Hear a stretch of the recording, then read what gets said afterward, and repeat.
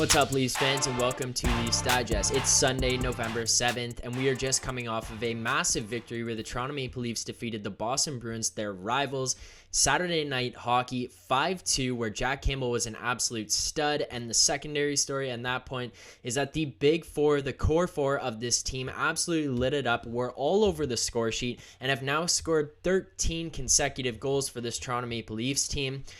But that is not the biggest news of the day. As of today, it has been announced that Petr Mrazek has entered the injured reserve and will be expected to miss at least 4 weeks of play, which will span over at least 12 games this season, or upcoming this season. And now, ordinarily, this wouldn't be as concerning. You're obviously hoping for the best health of your goaltender, especially a new guy to the team. He's on his first year of a 3-year deal at $3.85 million. And you're hoping for the best in his health, but that's ultimately not that concerning. A groin injury with goaltenders is pretty common. The biggest concern at this point is that this is a guy who has only gotten into 2 games with the Leafs this season and has played a grand total of 5 periods. Now, in those 5 periods, Petr Mrazek's stats, he's played 2 games, obviously. He's a 1-1 record, a 4.20 GAA, and a .877 save percentage. Now, with Petr Mrazek, to pay a guy $3.85 million per year to be a backup goaltender could seem like a high ticket to some people, but when the expectation coming into this year was that he would hopefully be a tandem goaltender, a 1A, 1B situation, and one of the 2 goaltenders would ultimately take over and be the guy to take the lead, be the guy we could rely on night in, night out, it's not that big of a deal, especially when Jack Campbell is coming in at nearly half of the cost of Petr Mrazek. It's not that concerning, but what ends up being concerning is that a $3.85 million goaltender on the first year of his deal with this new team has played 5 periods of 2 games, and most of his $3.85 million is being spent not even sitting in the press box, but actually sitting in the medical room for the Toronto Maple Leafs getting worked on. This guy has only gotten into, as I said, the 2 games and played 5 periods, which ultimately can start to be concerning, because if Jack Campbell continues to run the way that he is, it's not that big of a deal to let the guy go and see what he can do, see what he can continue to produce and bring to this team.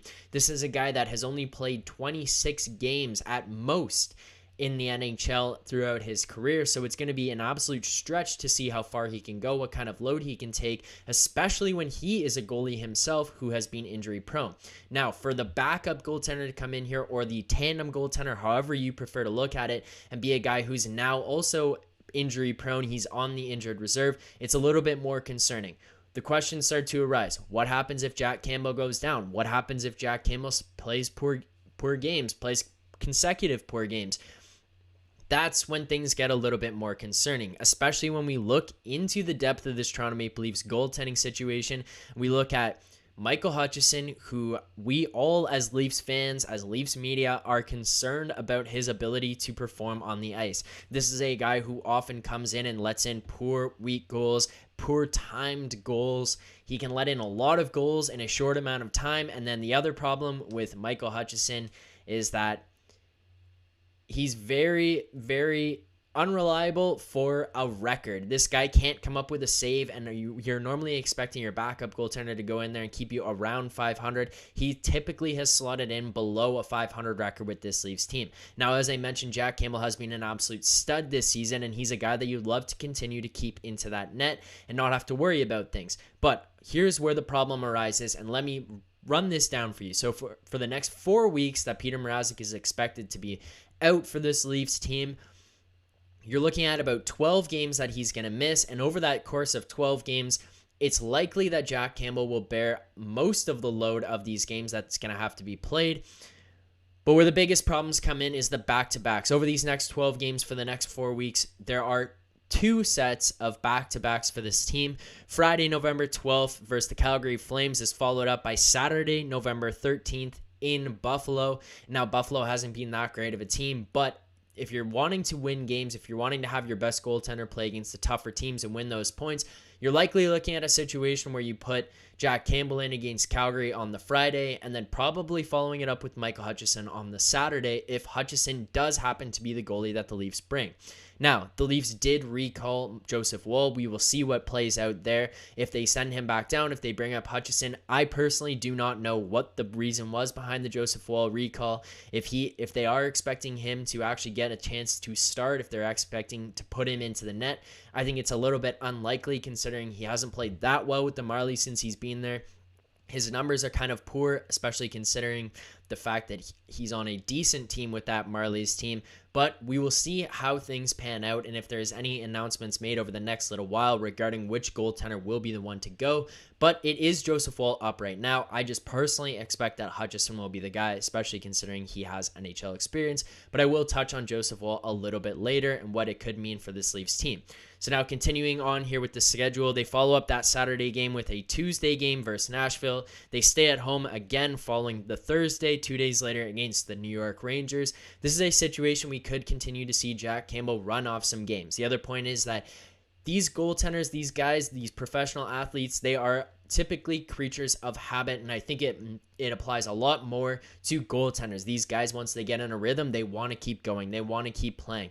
And I don't see Jack Campbell being the type of guy to want to sit it out. And especially knowing him, knowing his attitude, knowing how much he loves this team, Jack Campbell could be a guy to just say, keep me in that net. Give me the opportunity. Give me the chance to win and stay in front for these guys. We need it as a team. These guys need it. I will play and I will keep going because he's going to want to push that workload, especially if he wants to be a true number one, a true starter in this league. So then you follow up that Thursday, November 18th game against the Rangers with a Saturday, November 20th versus Pittsburgh. A little bit concerning. We know what happened the last time we played the Pittsburgh Penguins on a Saturday night. But again, there's that second back-to-back. They play Sunday, November 21st against the New York Islanders. So Saturday against Pittsburgh at home, Sunday against the Islanders on the road.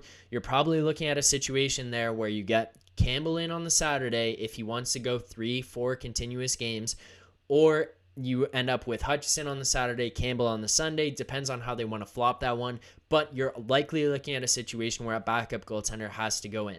So Petr Mrazek, with this injury, has put us in a position, and I know he's not doing it intentionally. He's not just saying, hey, I don't want to play. These guys get paid a lot of money. They need to take care of their bodies. I respect that. I understand, but it is concerning for the team as a whole, especially when you consider we are coming up to the stretch before Christmas where you need to rack up as many wins, as many points as you possibly can before you go down that final stretch.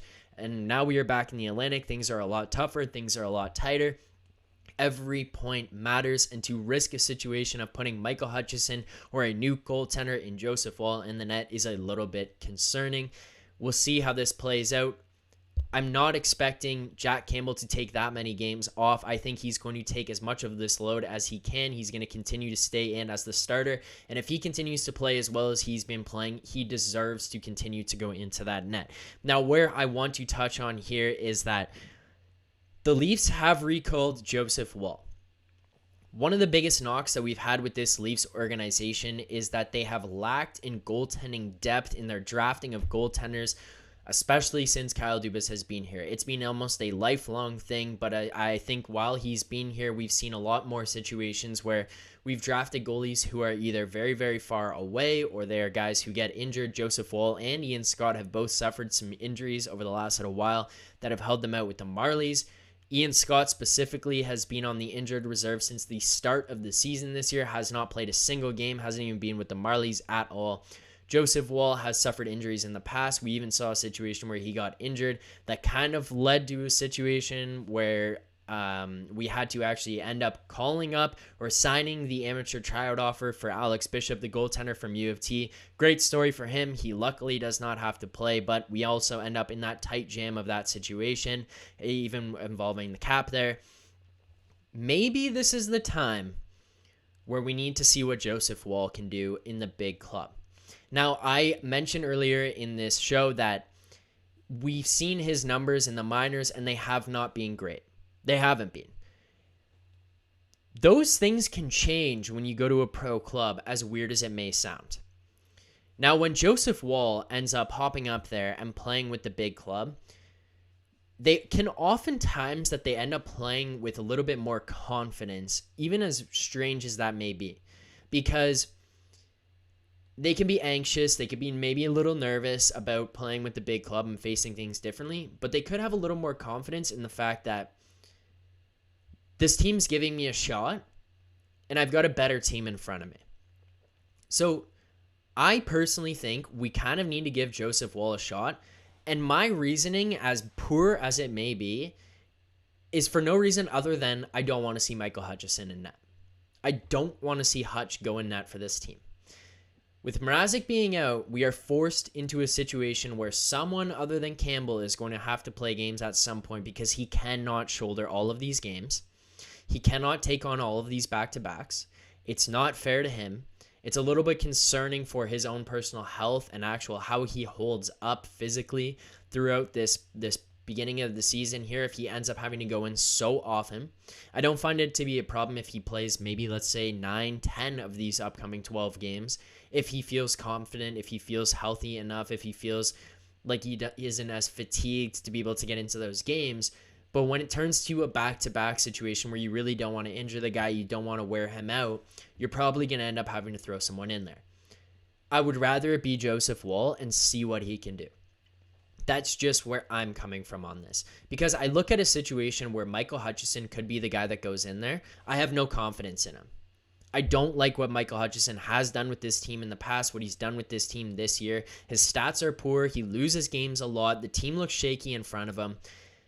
And as bad of an attitude as this may be, if that's what he's going to give you, how much worse could Joseph Woll be?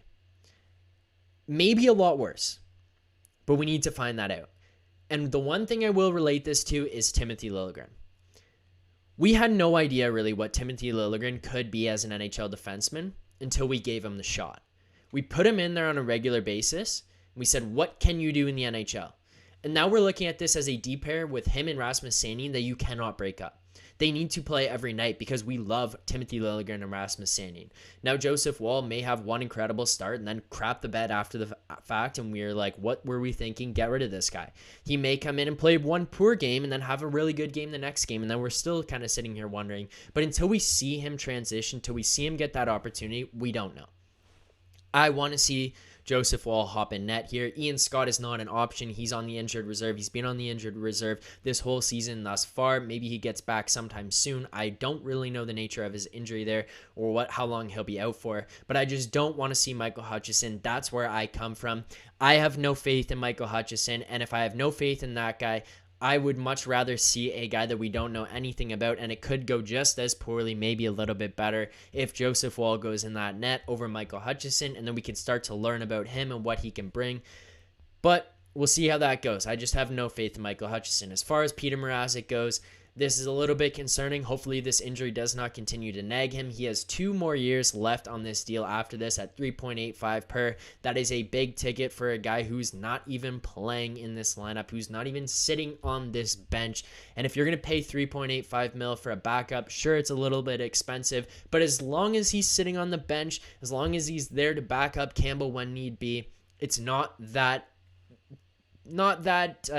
concerning, at least, if he's on the bench. If he's not on the bench, then you start to ask some questions. Then you start to get a little bit worried.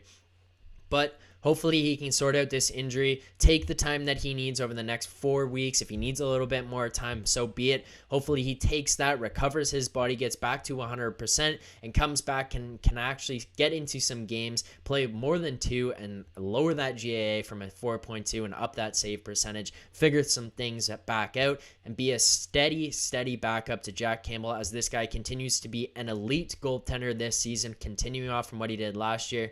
Leafs fans, what we have in Jack Campbell right now as a number 1 goaltender is incredible, and we should not take this for granted. This guy has been a stud. He is winning us games on a nightly basis, and he is saving things for us late in games, making timely saves, making big saves.